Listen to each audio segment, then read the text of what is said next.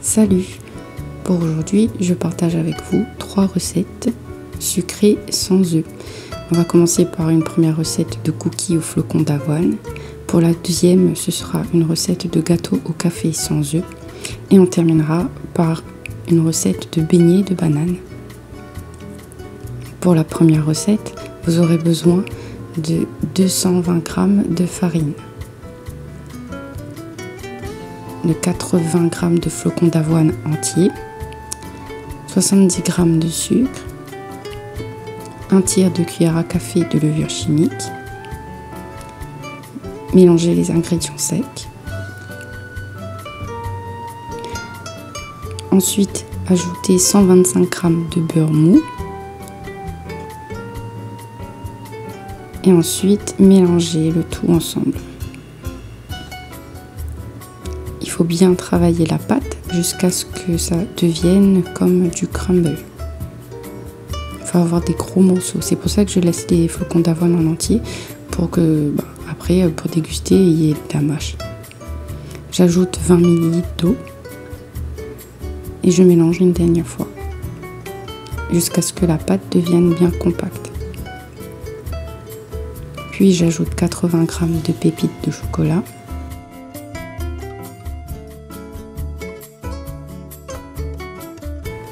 Je mélange bien.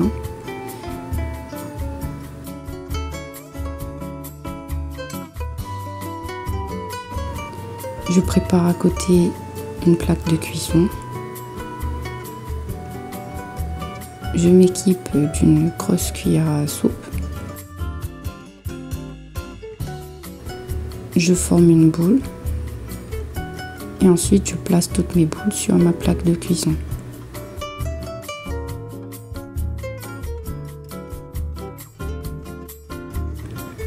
Avec cette recette, vous pouvez faire plus d'une dizaine de cookies. Ensuite, je les aplatis avec la paume de ma main.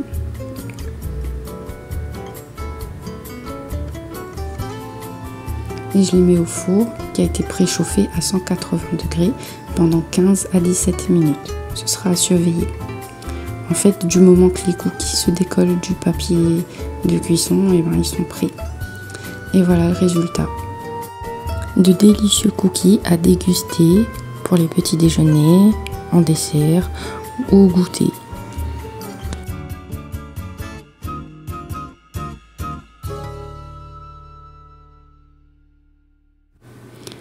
Pour la deuxième recette, la recette du gâteau au café sans œufs, vous aurez besoin de 150 ml de lait de soja non sucré et tiède. C'est très important. Ensuite, il faut ajouter 90 g de sucre et une pincée de sel. Le lait tiède va permettre au sucre et au sel de se dissoudre plus facilement parce qu'il ne faut plus du tout de morceaux de sucre, de grains de sucre à l'intérieur du mélange. Dans un autre bol, on va verser 200 g de farine tout usage. Ici, c'est de la T55. On y ajoute un sachet de levure chimique.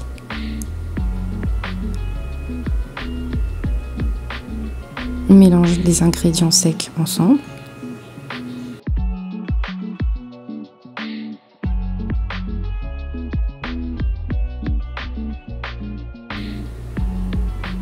On récupère le bol d'ingrédients liquides, on ajoute du café soluble. Ici, il faut ajouter 4 cuillères à café. Puis il faut mélanger.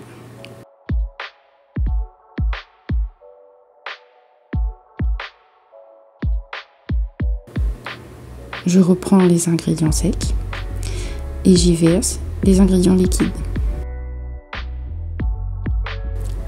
C'est très simple à réaliser.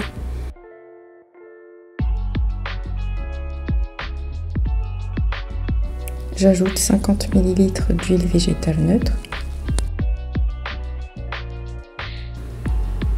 et je mélange. Pour l'huile végétale neutre, vous pouvez utiliser soit de l'huile de tournesol, soit de l'huile de colza. Ce sont des huiles qui n'ont pas de goût. Ensuite, je prends un moule, Mon moule, il mesure à peu près 28 cm de diamètre.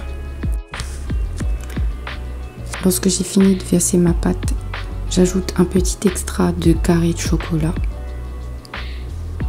J'ai mis du chocolat noir parce que ça va très bien avec le café. Et puis j'enfourne dans un four à 180 degrés pendant 30 minutes. Et voilà le résultat.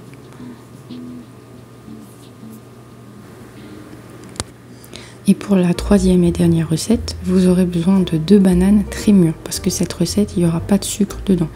Donc c'est 2 bananes qui pèsent 200 grammes environ.